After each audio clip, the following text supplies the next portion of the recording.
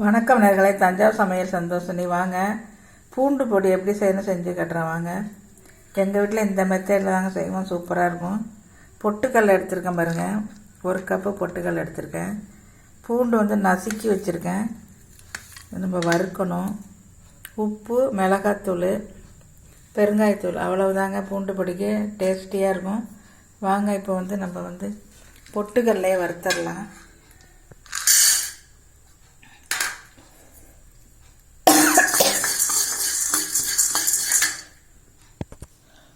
இப்போ நம்ம பூண்டு போட்டுடலாங்க. கொஞ்சோண்டு நல்லெண்ணெய் ஊற்றிருக்கேன்.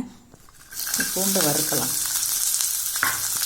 நல்லா சிம்மில் வச்சு கொஞ்சம் வருங்க.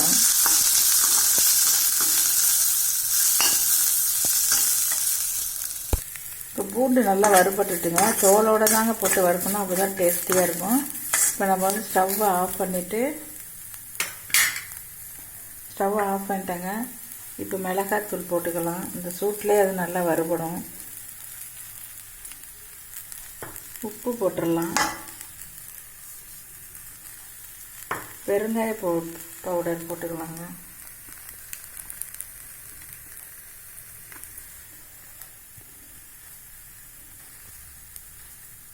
பெருங்காய பவுடர் போட்டாச்சு, அவ்வளோதாங்க.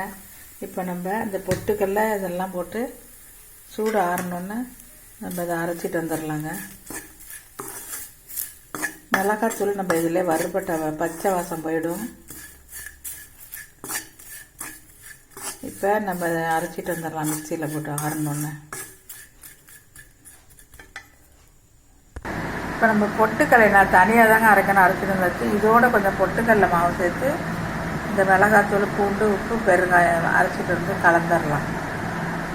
இப்போ இதை அரைச்சிட்டு வந்தாச்சுங்க. இப்போ நம்ம இதை கலந்துடலாம் பாருங்க.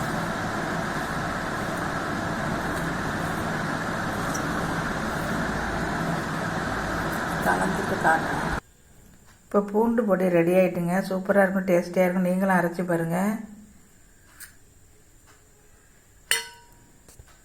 இந்த வீடியோ பிடிச்சிருந்தால் லைக் பண்ணுங்கள், ஷேர் பண்ணுங்கள், சப்ஸ்கிரைப் பண்ணுங்கள். வாழ்க வளமுடன்.